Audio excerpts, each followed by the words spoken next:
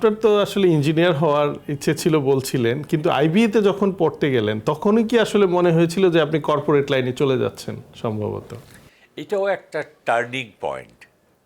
আমার একজন মেন্টারই আমি বলি, আমার বড় দুলাভের ফার্স্ট কাজে ডক্টর মনোয়ার হোসেন। হি ওয়াজ এ কালী নারায়ণ স্কলার, স্ট্যাটিস্টিশিয়ান ছিলেন উনি। ওনার নাম যশ সবাই ঢাকা ইউনিভার্সিটি সবাই চিনবে, বললে এক নামে চিনবে। তো he was the person who suggested me যে সিএসএর থেকে সিএসপি হওয়ার থেকে তুমি ব্যাংকিং, মানে ব্যাংকিং লাইনও তখনও বলেন, আইবিএ থেকে পাস। তখন আমার ইচ্ছা ছিল ইকোনমিক্সে পড়বো, তারপরে সিভিল সার্ভিস পরীক্ষা দিব, সিভিল সার্ভিসে জয়েন করবো। এটা ছিল আমার একসময় মনে হয়েছে, যখন আমি ডক্টরও হতে পারলাম না, ইঞ্জিনিয়ারও হলাম না। ইঞ্জিনিয়ারিং করার জন্যও কিন্তু ইন্টারমিডিয়েটে যখন পড়ি তখন আর্মিতে যাওয়ার ইচ্ছা করেছে, আর্মি ইঞ্জিনিয়ারিং করে, এয়ারফোর্স অ্যারোনটিক্যাল ইঞ্জিনিয়ারিং করে অনেক চিন্তা ভাবনা ছিল, কিন্তু শেষ পর্যন্ত সাকসেসফুল। আমি লিন অ্যান্ড থিন ছিলাম, physically was not that fit.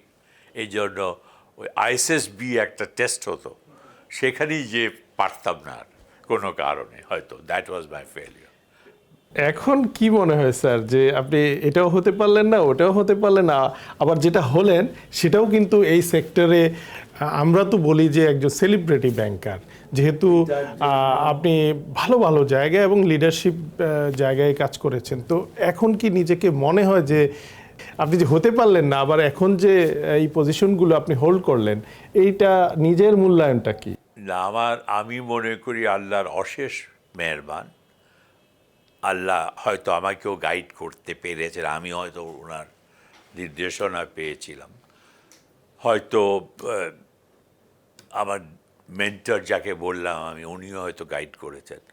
কিন্তু আমি খুশি, আমি আনন্দিত। আমি সত্যি আল্লাহর কাছে শুকর আদায় করি যে আমি এই লাইনে এসেছি, এবং এই লাইনে এসে আমি দেশের জন্য, দশের জন্য কিছু করতে পারার আশা রাখতেছি। যতটুকু করেছি আমি জানি না, কিন্তু যত দিন বেঁচে থাকব আমি এটা দেশের জন্য, দশের জন্য, আমার ব্যাংকিং পরিবারের জন্য কিছু রেখে যেতে চাই। আচ্ছা, এখন ধরেন যে একজন সিইও হওয়া বা একজন এমডি হওয়া, বা আজকে আপনি ব্যাংকের চেয়ারম্যান, এই পজিশনগুলো আসার জন্য একজন ক্যারিয়ারিস্টের কি দক্ষতা এবং যোগ্যতা থাকা উচিত বলে আপনি মনে করেন? খুব ভালো প্রশ্ন ফারুক। এটার জন্য প্রথমে যেটা বললাম, একটা অদম্য ইচ্ছা থাকতে হবে। ইচ্ছা আল্লাহ তাআলা পূরণ করলে পরে যেটা দরকার কেরিয়ারে বিল্ড আপের জন্য, একটা হলো ফার্স্ট হলো অনেস্টি, আনকোয়েশ্চেনেবল ইন্টিগ্রিটি, সততা যেটাকে বলা হয়। তারপরে যেটা দরকার সেটা হলো স্বচ্ছতা, ট্রান্সপারেন্সি। এটাও কিন্তু খুবই ইম্পর্ট্যান্ট একটা ফ্যাক্টর। আর last but not the least বলবো অ্যাকাউন্টেবিলিটি। আমি যে কাজটা করছি এটা যেন দায়িত্ব যাতে আমিই নিতে পারি। আমাদের এখানে দুর্ভাগ্যজনক অনেক সময় দেখেছি নিচের লেভেলকে দায়ী করে দেওয়া হয়। এটা আমি কিন্তু করতে পারি না কোনো সময়। আমি যদি এটা চিফ হই, এভরিথিং, যে যাই ভুল করুক, I have to take that responsibility. এইটা হলো মোস্ট ইম্পর্টেন্ট যে কোনো সিইওর জন্য, যে কোনো লিডারের জন্য, যে কোনো ম্যানেজারের জন্য। এইটা ইজ পার্ট অফ কর্পোরেট গভর্নেন্সও বলে দিতে পারো। এগুলি কিন্তু প্রত্যেকটা কর্পোরেট গভর্নেন্সেরও এইগুলির স্তম্ভ। 2-3টে যে স্তম্ভ বলা হয় কর্পোরেট গভর্নেন্সে, এটাও তাই, আর কিছুই না।